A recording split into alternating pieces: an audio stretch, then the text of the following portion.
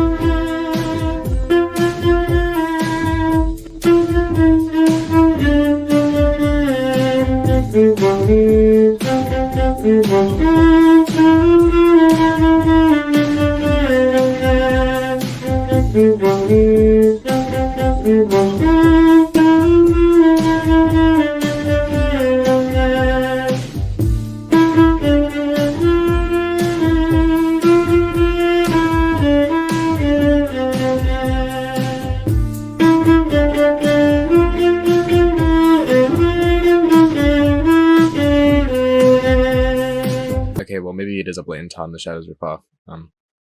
Anyways, here's my top 10 best hit songs of 2025. Play with the metronome next time you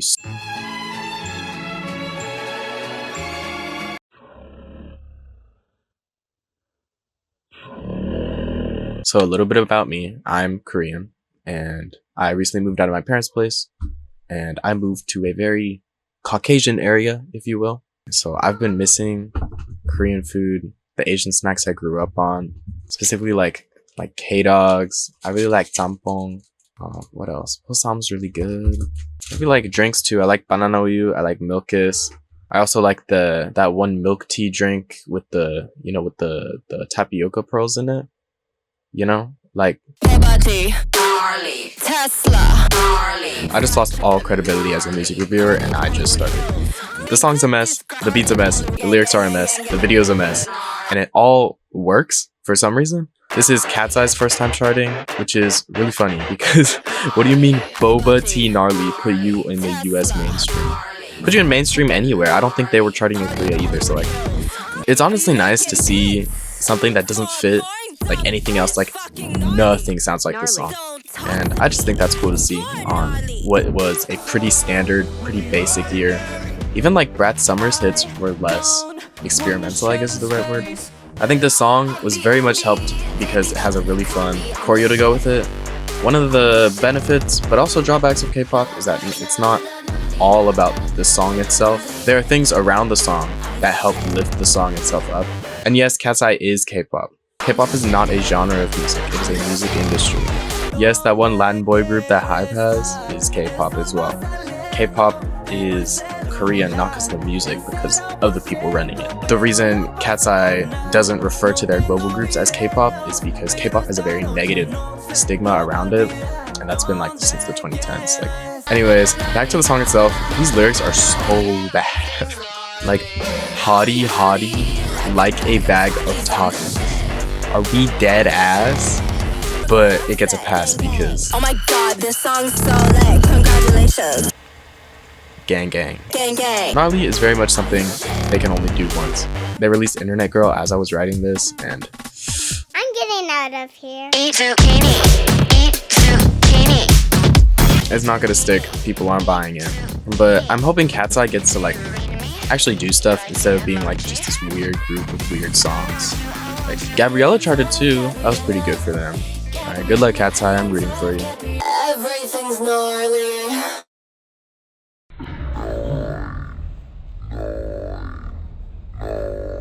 Now he's thinking about me. Sabrina Carpenter had a huge year in 2024.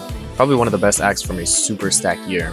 She's done a lot in her career now. She was on Just Dance that one time. She was a star on Disney. She was that blonde girl Olivia Rodrigo sings about. And now she's a cheeky, horny, classic pop star. We haven't had a classic pop star in a while. 2025, it's alright. She still did well numbers-wise, but Man's Best Friend feels like if Short and Sweet was written by a mix of Hannah Montana Miley Cyrus and Bangers era Miley Cyrus. And it just doesn't work nearly as well as Short and Sweet does.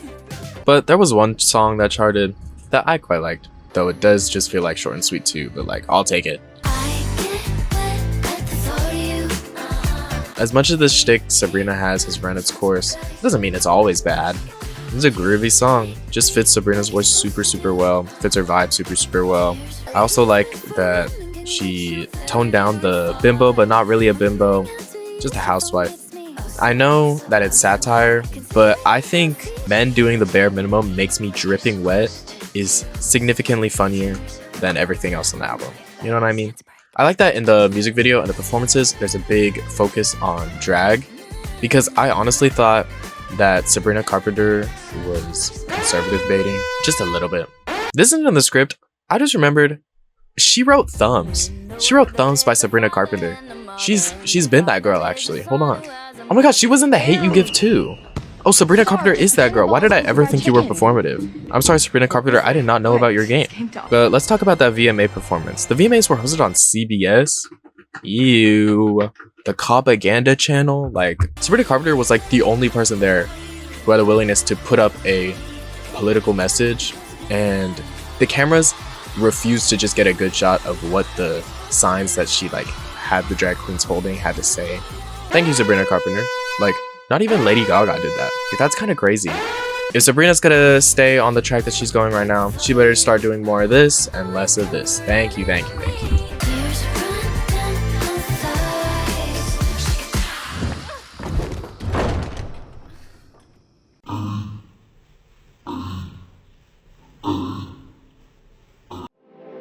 Please tell me not to go. The Marias are great. I hope they or Lola Young take Best New Artist this year. The Marias are a lo-fi, bedroomy, soft rock, these just incredibly intimate songs. Like, this song is about grieving the child she would have had if her relationship worked out. That is such a creative concept, and it's played out in this just beautiful and devastating melody. That's like all I have to talk about this song. An unfortunate gripe I have with the Marias is that their songs don't have too much to talk about. Like, it's a fantastic song, but that's all I can say about it. There's not much to grab onto, and for the Maria's case, it works because it just kind of music that just makes you feel like you're just floating or sinking. If that's the only gripe I have with you as an artist, I'll take that as a win. I'll just say.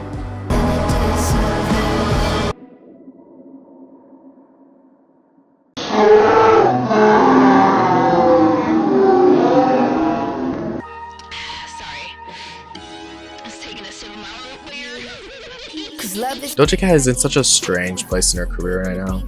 She's isolated a lot of her pop fan base, and as much as I think that's fine, Scarlet is one of my favorite albums of all time, but she needed to, or at least her label, needed a rehab era. And Doja fits into this 80s sound that she's doing perfectly.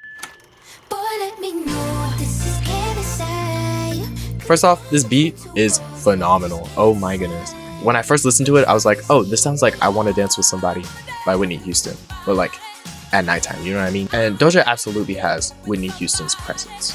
The lyrics talk about how Doja fell in love with a man, but he loves the partying and the nightlife more than he does her, which is a fun concept for a song. The aesthetics of the song kind of feel like Doja's being like, I am the nightlife that you want. Vi was not commercially successful at all, to the point where even Doja Cat herself was making jokes about it on Twitter. And the reason that it quote-unquote flopped is for multiple reasons. First off, a rehab era isn't designed to be commercially successful. It's supposed to be a transition period from a controversial era to the next stage of your career. Think of like Madonna going from erotica to bedtime stories. Secondly, the pop fanbase is still very wary of her. Like, I see a lot of praise about the songs itself on the album, but the top comment will always be something like, she isolated her fans, or like, she doesn't love her fans. Just listen to the music, it's not that serious. And the last point is that she's pretty late to the whole 80s revival thing. Everyone's kind of moved to Y2K now, like Pink Panthers is the shit, you know what I mean? But yeah, after this Vi era is over, I didn't have zero clue what Doja Cat's gonna do next. I just know the music's gonna be good.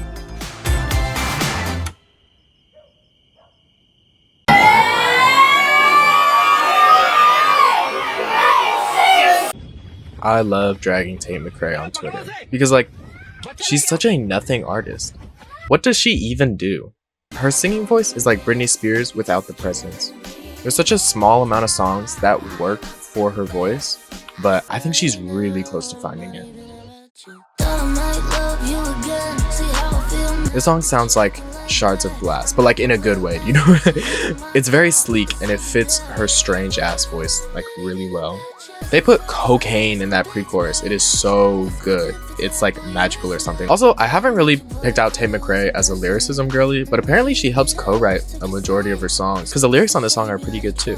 If Tate McRae continues making songs like this, then maybe I'll justify her existence in mainstream. Maybe. Who am I kidding?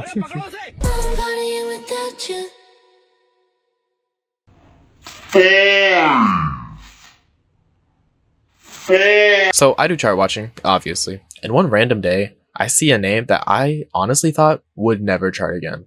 Is that Lorde in 2025? What a pleasant surprise. And while What Was That didn't like blow me away or anything, the next song of hers that charted absolutely did.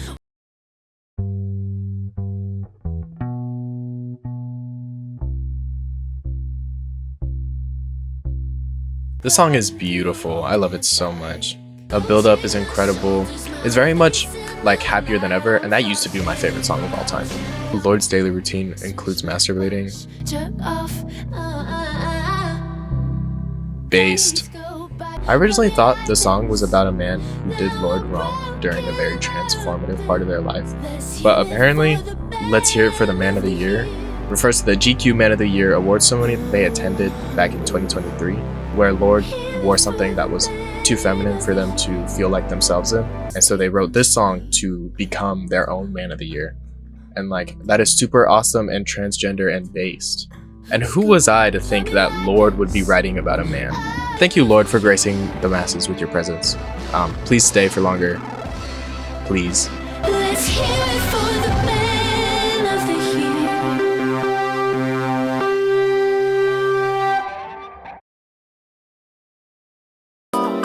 Oh my god, oh my god, oh my god!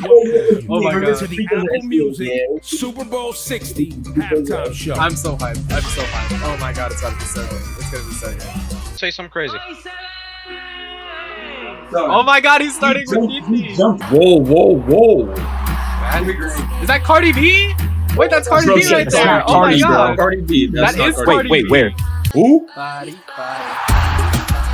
Okay, I know I this don't know song. this song. That's the Fortnite one with the Goku. Is that Kelly? That's Lady Gaga out there. Bruno got steal a brain rot. Lady Gaga at the Super Bowl, bro. I think that's a fair trade, honestly. I think it's a fair trade. Bro, I literally predicted that this would be the last song that they played. Oh my god. This is so cool. Bro is lying. Yo, peep the video, bro. I'll watch this. I'm so glad Bad Bunny's doing the Super Bowl, and it better either start or end with this song.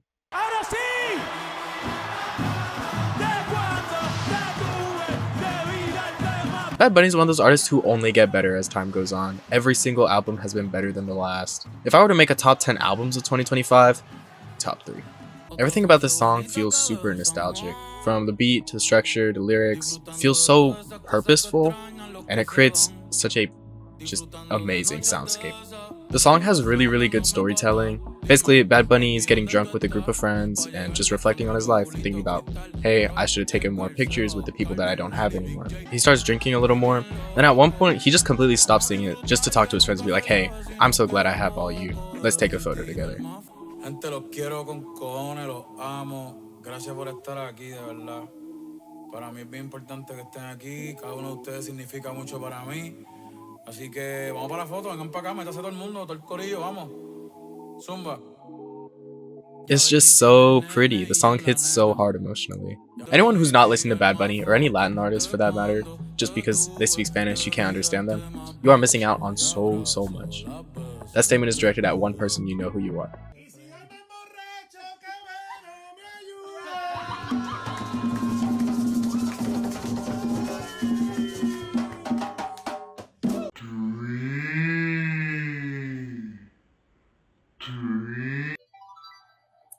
Oh no, not again. Dillis, you don't have a mic. How are you singing this? You don't have a mic. Young Mike! I'm getting your vibes still. Biba Doobie had a rough year.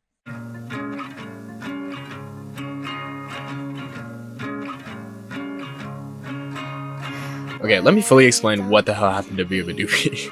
So earlier this year, the concept of performative males became a thing. You know, the guys who listen to the indie soft pop girlies, read feminist literature, reheat Asian men's nachos, and all this for the sole purpose of pulling women. They don't actually care about these things. They just want to look a certain way towards women. These guys' first victim was Bia Badoobie. So these guys created this meme as artists who can sing versus artists who can't. And they put Bia Badoobie as someone who can't sing and NBA Youngboy with lasers and shit coming out of his eyes. I don't know. It's pretty funny. And the joke is that Bia Badoobie can sing. You're calling her trash, comparing her to Youngboy, which is like, it's just funny. Yeah, it's funny.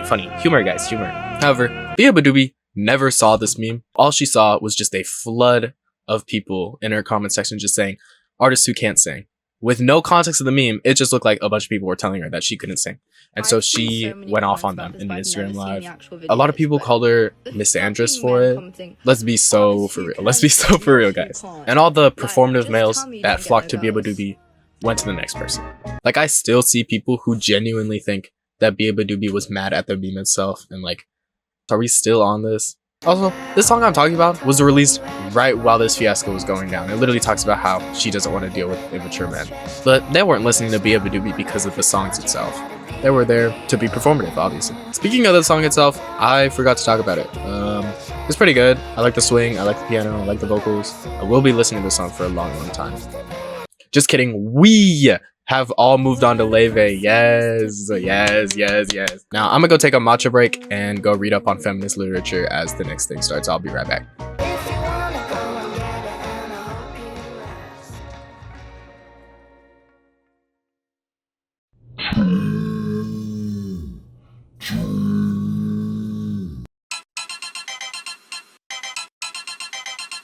Rosalia has never really been an artist that's ever piqued my interest.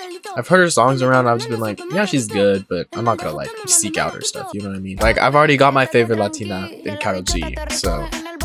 Wait, she's not Latina? She's Spaniard? Why doesn't she make something more like European sounding then or something? I don't know. And oh my god, she did. Opera charted in 2025. That's crazy. Instrumental is phenomenal. Her vocals are phenomenal, but it's not something I'd listen to regularly. Here's a song I will be listening to for the rest of my days, though. The song sounds like the background music to like a Disney short where they're just like jumping on clouds or something. You know what I'm talking about? It's almost goofy sounding, and I mean that in the best way possible. They even mess up a grand pause at some point and like just giggle about it.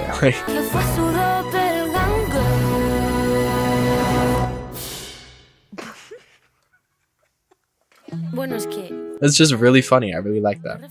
Twitter scans will defend the worst song you have ever heard in your life with y'all just hate fun. This is a fun song. Stop excusing mediocrity as fun. But that's a topic for the worst list. Back to La Perla.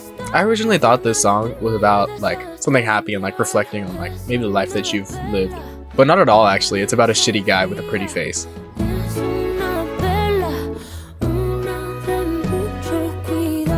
That is so funny, bro. Imagine writing a song that sounds like this to shit on a man. Iconic.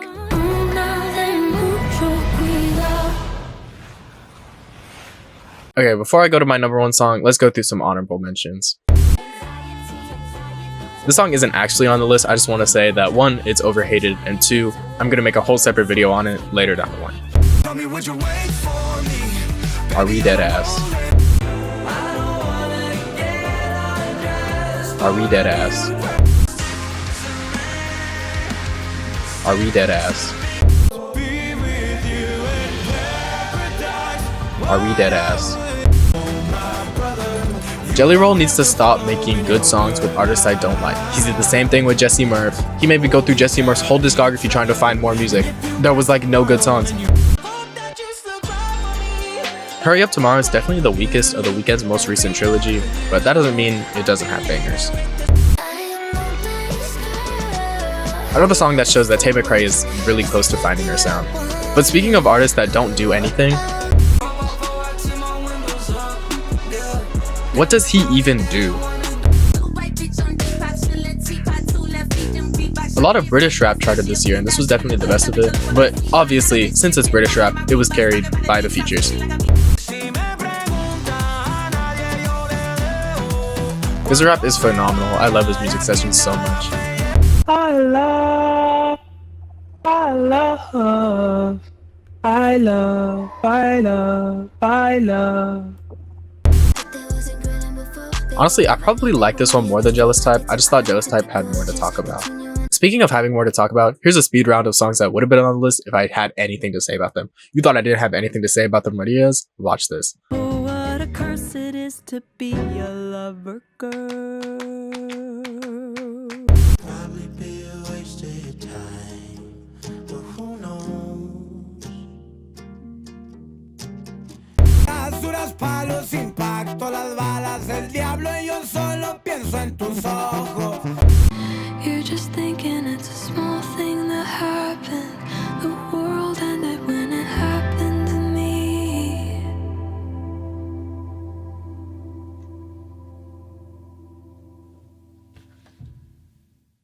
And here's a list of songs that would have been on the list if they charted. You know, I feel like I'm missing someone. Wait, let me check. Hold on.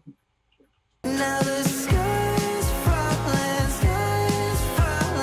down.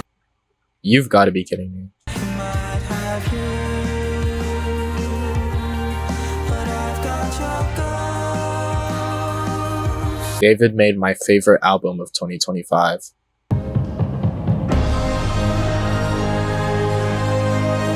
This is my favorite song that released in 2025. Fuck you, David.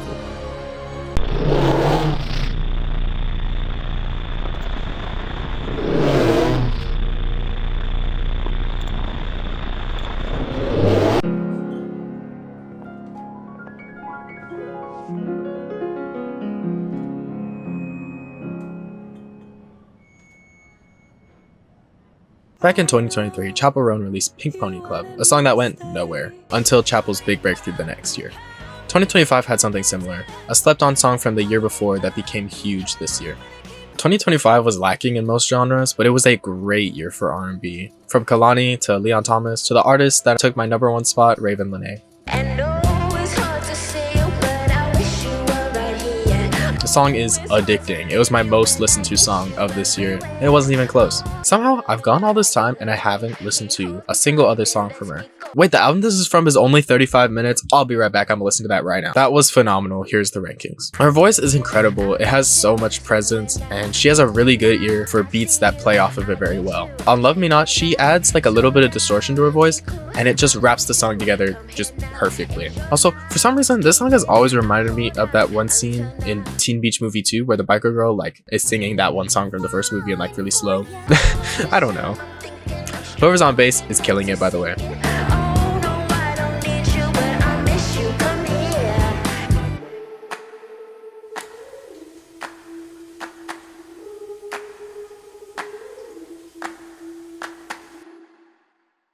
Well, that was my list. Thank you for watching. This took me forever to write, but this was probably the most fun I've ever had editing any video ever. This was so fun to make. This video had so many delays and it's been like, what, 2 months since I've uploaded?